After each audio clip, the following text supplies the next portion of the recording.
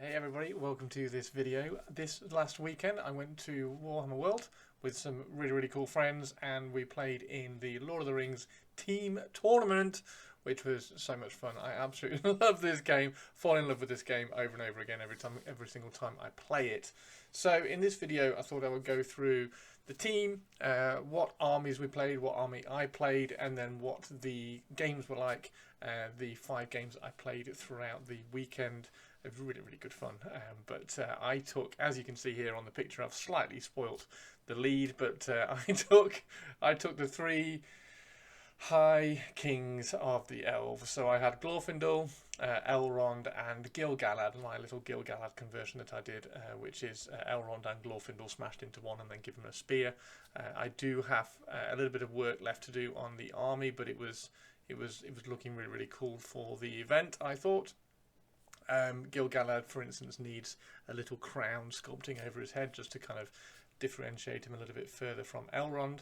But those 3 Elven Kings and then 10 Rivendell Knights, one of whom had a banner. Yeah, so that was basically the list. It's a list that I ran a version of at the team event last year. That I went to with Ash and Lewis and Sam. Really good fun. You might have seen that video. And yeah, I thought I would just take it again because it's a lot of fun to play, and I'm really trying to kind of up my mastery level of the game itself. I'm trying to kind of push my boundaries a little bit and get better at the game, so that I can kind of compete at a slightly higher like cognitive function sort of thing. I don't know, I just want to try and be better. It's like trying to be better at chess. I just want to be better at this game. It's so cool. So I had the Rivendell Knight list, which was a lot of fun. I did like doing it. It's just charging in Glorfindel, Elrond and Gil-galad. I didn't use Elrond quite as well as I could have done, but we'll get to that. But my friends who were in the team with me, we had team captain Tom, who took there were some lists at the weekend that I was like, oh, that's just like dangling the carrot. I really want to play that list, and this is one of them. This is the new Angmar Warg list. So it was, I think it was 54 wargs, 6 werewolves, and 3 or 4 warg chieftains. Just so much fun, and this is one of those lists that you can, let's just get a slightly better picture of it in action. It's one of those lists where you don't have to worry about your tactics. It's just going to be charging forwards, getting into combat and eating everything. It's just so cool. So yeah, I have written a version of this list. Whether I get round to doing it or not, I don't know, but I do really want to. And also, arguably, it might be quite a nice little palette cleanser in terms of painting it. So I don't know, maybe I should do this. What do you think? But it was an amazing list, really cool. Tom did really well with it, and he said he really enjoyed it. And then we had Jake. Unfortunately, I've only got this one photo of Jake's army, but he did have elves, which is good. Although apparently they did let him down an awful lot during his games. So we got Thranduil and Dane with some Iron Hills dwarfs and some Mirkwood elves, which is really cool. And the last player in the team, Dan, took the new Angmar list. We had the Shade in there, the new version of the Shade. We've got a Dimmer Lake. We've got the Witch King, and the new spirit. I forget his name. The new spirit in Angmar, which is really cool.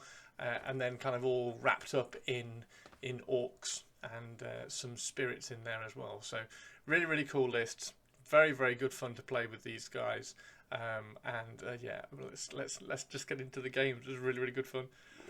First game up was I believe it was Lords of Battle. It's the one where you get points for every wound that you do, and it was a little bit of a cruel mission, I thought. Anyway, I played against an Angmar army, really nice looking Angmar army, very cool, but obviously he's got lots of wounds in that army, and I barely have any wounds at all. So it got a little bit cruel very quickly with all of these guys charging in. Now, I didn't use Elrond, it's one of the things which I really need to kind of, looking back on it, I need to learn to use Elrond better, because he does have Wrath of Bruin, and so he is able to kind of knock people down onto the floor a little bit more. But yeah, this was a setup. We had a really good game, and it ended up being Gil-galad versus the Witch King at one point, which ended very quickly. We got a lot of knockdowns, and ultimately we got a lot of points just for killing a lot of orcs. I used a lot of might on all the three heroes just for heroic combats, just to kind of rack up the wound counters and things. We had Glorfindel as well, just charging down, doing all manner of extra wounds and stuff. Although he did get a little bit locked out by this guy. I forget which the ring wraith is on that one, but it's the one who causes every heroic action that you do costs an extra point of might if you roll a 4+. So Glorfindel was pretty much locked on 1 point of might for the entire game, because the first time he tried to call a heroic combat, it cost him 2 might to do it. So that was down on one side of the board, but on the other side of the board, it was a little bit more brutal.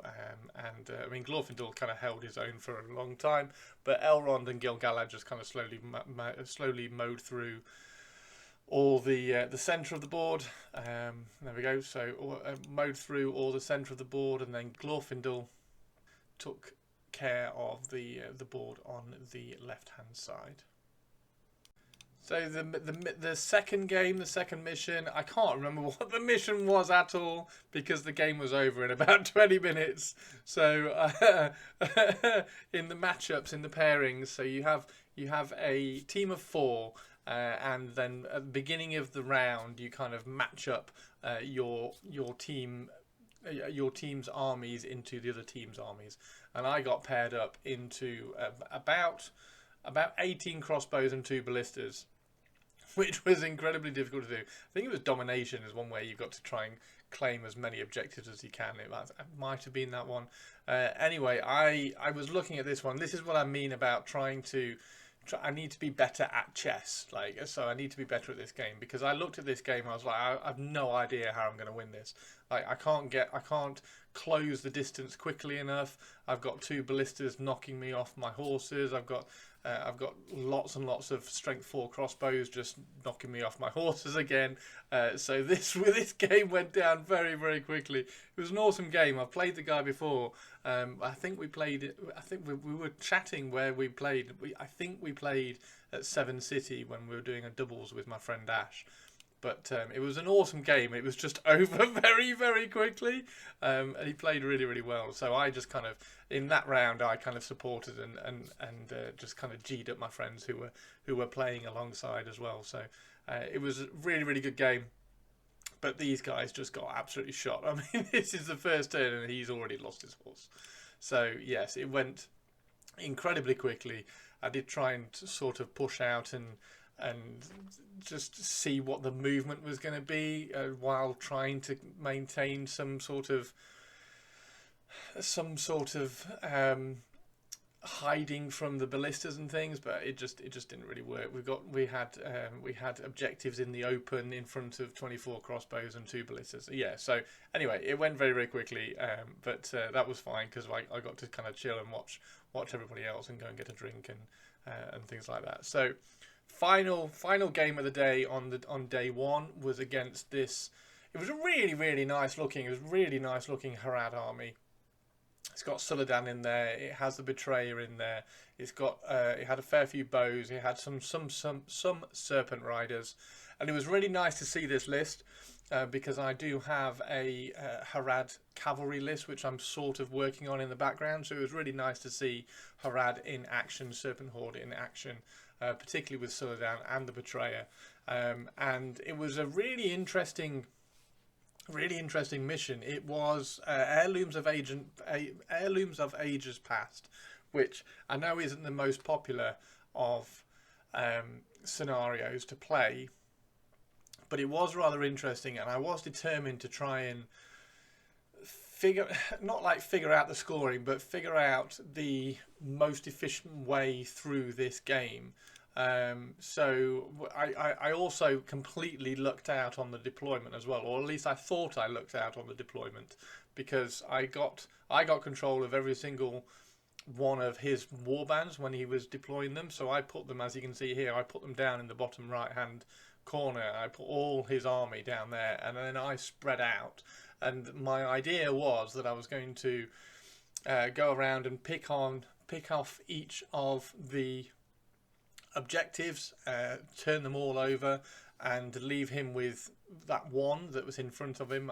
I would guess that he would kind of pick that one up, but and rolling on 5 objectives, I thought I might be able to get 1-6, rather than hoping, or rather than like locking one down and not uncovering it until the end of the game, sort of thing. But I was trying to win this. I was trying to win this game having had the heirloom rather than scoring the other points and denying points, kind of thing. And I think that was ultimately where we went wrong. But Glorfindel and Gil-galad did a lot of work limiting the movement of the Harad. So you can see them here. We've got Glorfindel top right, Glorfindel top left and Gil-galad top right, and they kind of moved down. They flipped a couple of the objectives up on the top, and they moved down and really put some pressure in holding the Harad back on the right hand side. But ultimately, again, we just kind of lost too many models.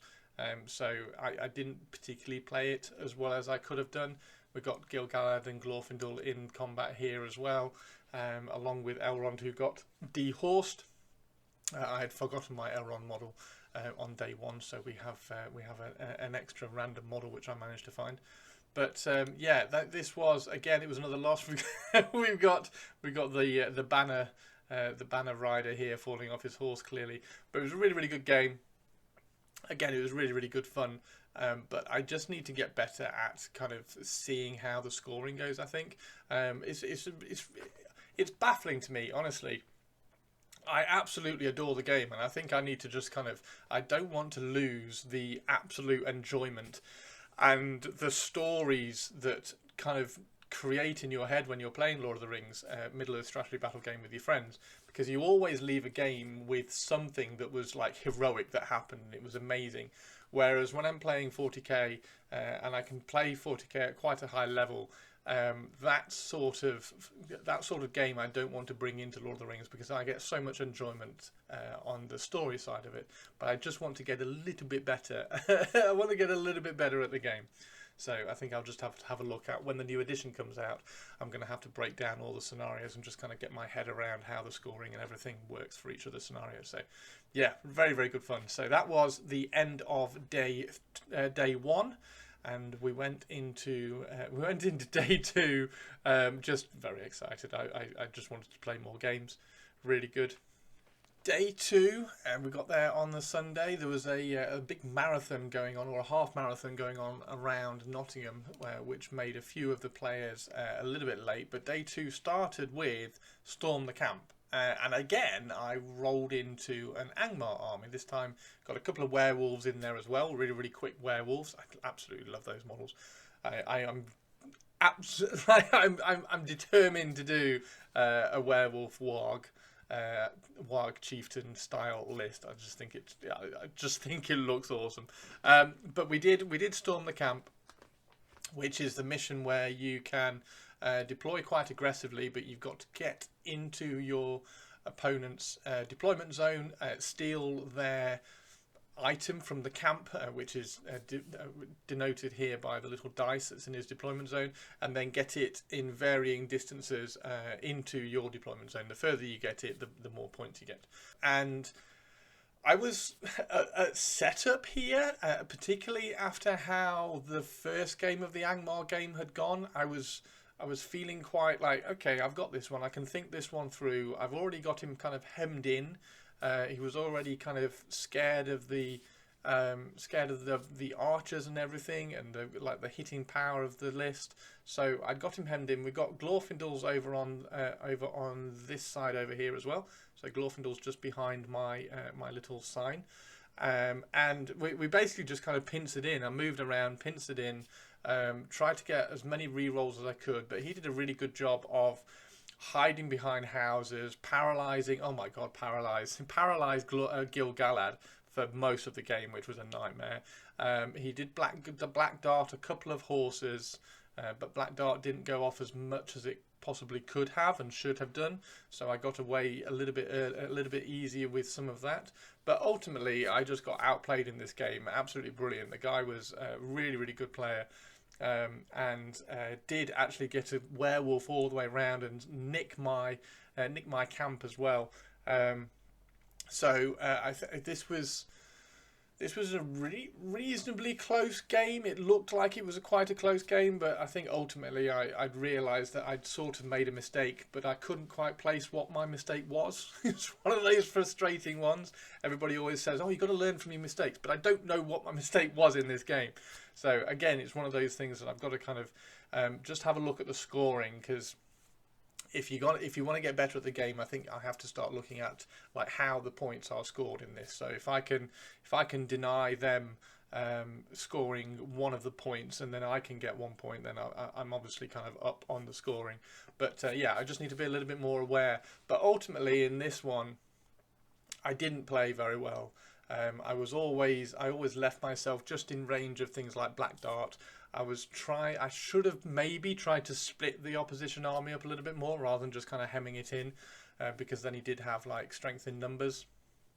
And yeah, it was a really good game. I think this army was absolutely beautiful, really, really nice army. I played five armies this weekend, and they were all absolutely gorgeous. So yeah, it was really, really good game. But here we are. We're moving forward. We're kind of hemming them in, and you can see how he's starting to hide behind the houses and limiting my shooting. And same again here. It's just kind of starting to limit it in. But yeah, that was a good game. It was a good game, really, really good fun, although I did get absolutely battered. And then the final game of the day, I said at the beginning of the video that there were a few armies at the weekend where I was like, yeah, I really like that army. Seeing that army on the table is inspiring me, and I really want to get that army. And then I played the Khand Dûm, the new Khand Dûm from Angmar, the Rise of Angmar book. My God, they look good. They just look really good. Seeing the pictures on the Warhammer community site, and then actually seeing the models in your hand in person, just takes them to another level. They looked a little bit bulky and a bit too big in the pictures, because obviously the pictures are larger in scale, and you can see them, and you can zoom in, you can have them large on your screen and everything. So you never quite get the sense of scale and everything about the models until you see them in person. And then seeing these, they're just really cool. And then thinking further about it as well, you could have an army. I don't want to get into what I want to do with the army just yet anyway, but this was the game. What was the game? The game was Fog of War, one of my favourite missions. One of my favourite missions is Fog of War. It's where you have to choose one of their heroes to kill, choose one of your heroes to protect and not die, and then you have to choose one of the terrain pieces in their deployment zone for you to kind of capture by the end of the game. A really, really good, really kind of secret game, and it's one of those games where you're not quite sure how you're doing, because you might have achieved all of yours or some of yours, but you don't know how well you've done against his as well. So yeah, it's a fantastic game. I absolutely love this game, and this was ridiculously close. By the end of the game, I think we both had 4 models left, if that. I think I might have had 2 and he had 4, something like that. It was insane. We both broke. We both had models run away a little bit. Gil Galad absolutely fluffed one combat trying to kill one orc. He had 8 dice. Actually, no, he had more than that. He had 12 dice on an orc and couldn't beat a 3. So he won the fight on a 3, and then he just killed him after with 8 dice, re-rolling one of the dice as well for his Lord of the West, and he just killed him with 9 dice on 1 4+. Yeah, it was so. Gil Galad had an absolutely shocking game in this one, but the game ended 9-9, a 9-9 draw. It was brutal, and their new kind of character, you can see him in the middle of the ruckus here, just in front of Elrond. Their new character is amazing. He's got mighty blows, so he's doing double wounds every time he gets a wound through. So that's really, really good fun, really, really cool to play around with. But ultimately, it was such a cool army, and I really want to do a Khan Doom army, but theme it completely around that. So by that I mean, if you look at the army list, and I know I should wait for, and I will wait for the new edition so that I know what is going to be available in a Khan Doom army list.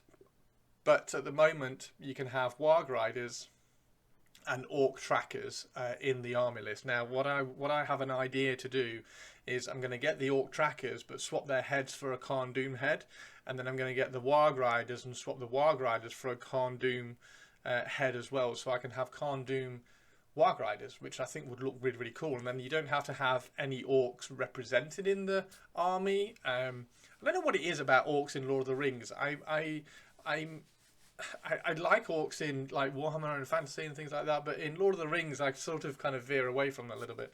But I think an all Khan Doom army would just look fabulous. So that's a plan. I've got a little plan of that going on. I have written that army list, and I've also written the Warg Rider army list. And yeah, the but the Wargs. This was from game 2. Tom played game 2 against some Iron Hills, which was just insane. Again, he just kind of penned them in, and he'd got the heirloom, and then he was going to try and run away with it, but didn't quite get away. Yeah, fantastic. And there's his alpha as well. You can see in the middle on the rock. That's his Warg alpha. And Elrond in there. And then just very, very quickly, I wanted to shout out 2 of the armies, because I always like to walk around the tournament hall and just have a look at some armies and get inspiration, and you can see armies and go, oh, I just really want to do that, like the Warg Riders, like the Khan Doom list and everything. But my takeaway from this tournament is that I really, really need to up my display base game, even for something as simple as this. I mean, this is really, really simple, but very, very cool, because it's got that flying piece of Osgiliath ruins coming down to land on Gothmog. So that was a really, really cool one. And then, of course, anybody who knows me playing Lord of the Rings knows how much I love my elves. I'm going to have to do an elf board, aren't I? I'm going to have to do a Rivendell board, because that looks fantastic. It just looks brilliant. So I'm going to have to somehow work out a way of doing a Rivendell board, whether that's trying to get some Rivendell terrain and print it out. I've got a 3D printer through in the other room. I'm going to have to kind of 3D print some Rivendell terrain, and the way this one's done is really, really cool with the statues at the back as well, and the statue on the fountain and stuff. So very, very, very cool. So that's the tournament. It was a lot of fun. Thank you very, very much to everybody who we played, and congratulations to the winners. I'm sorry I can't remember your names, and I will have a quick shout out to Two Trees Gaming, who I caught up with. We played them at the doubles tournament in May, and it was really, really cool to catch up with those guys. It was really cool to catch up with some of the other teams and friends that we had down there, and of course playing it with friends. Teams tournaments are my favourite way of playing these games at the moment, particularly Lord of the Rings. It's just so much fun being there and just kind of swapping stories with your friends while you're there. So very, very quickly, just before we go, what am I now doing after the tournament in preparation for the new edition? Painting my Galadrim. I don't know. What do you reckon? Do I have... I don't know how many Galadrim Court Guard is too many Galadrim Court Guard. But these are my Galadrim Court Guard. I have replaced their pikes. I've started doing this on the Rivendell Knights, and also on these, and also on all my elves who have spears. So they're all the ones that I've started with so far.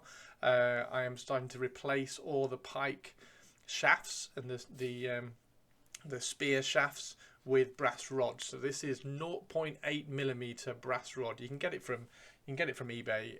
You get a pack of 10 for not very much at all, and then you get a 0.8 mil drill, and that seems to me to be the perfect scale for things like this, and it just makes the shafts absolutely laser straight. Even because these ones are, even though these ones are Forge World resin, which is a beautiful resin to work with, you still get just a slight wave and a wobble from the shafts because it's not quite as pin straight. So I drilled holes in all these hands, replaced them all with this brass rod, and then put the pike tips on the end as well. I think they're looking great. So we're working on very, very slowly. This is all just kind of base toned done. There's one somewhere, I can't see which one it is, but there's one that is slightly further on in terms of its painting than the others. And then down at the front we have Haldir as well, a Haldir conversion which I've started. This is a work in progress of his paint job as well. You can see a little bit more of how the gold is being worked on there. And the plan is to get 3 elf armies ready for the new edition. And I've got those 3 armies. So I've obviously got the Rivendell, I've got my Thranduil's Halls, and I've got my Galadrim. I absolutely love the Galadrim. Galadrim are my first love, mainly because of Galadriel, I think.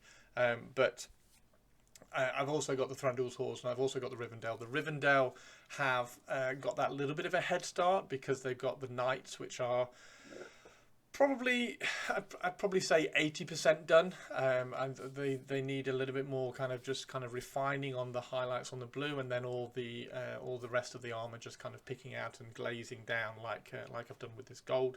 But these are the 3 color schemes. So we've got the Galadrim Court Guard over there, which are the green and the gold. We've got the Rivendell, which is the blue and the silver, a little bit more cold for the Rivendell, and then the Thranduil's Halls, which are the copper and the red.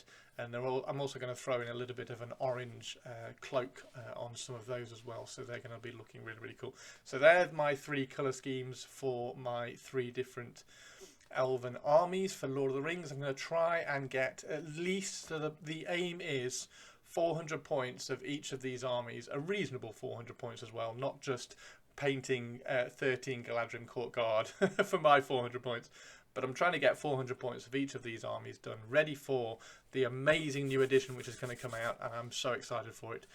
Keep your eye on this channel as well, because once it does land I will have all the reviews I can do for it, any rules changes, and all the hype for all the amazing elf rules.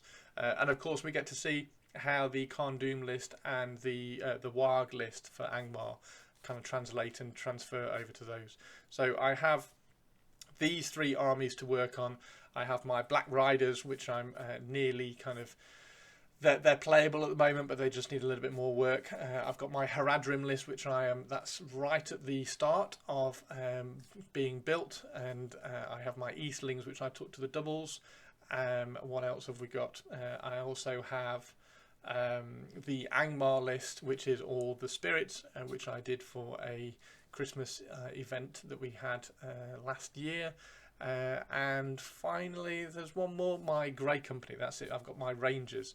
So there are some models from the new edition which I've kind of seen showed off on Warhammer Community, which I am going to kind of just pull and drop into my Rangers list as well. My Rangers army, that's looking really, really good.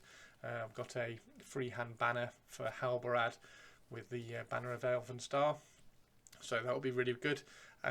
Yeah, so I don't know which army I'm going to play first. Ideally, I would love it to be my Galadrim, so that my first game in the new edition would be really cool if it was a Galadrim, because that was my first game coming back into the game as well, that Ash and Sam dragged me back into. So yeah, going to be really, really good fun. Hope you're all excited for it as well. Drop your comments down below on what army you want to play first in the new edition as well. And if you did play at the team tournament this weekend, I hope you had a good time. And if I did see you, thank you very much for coming and saying hello.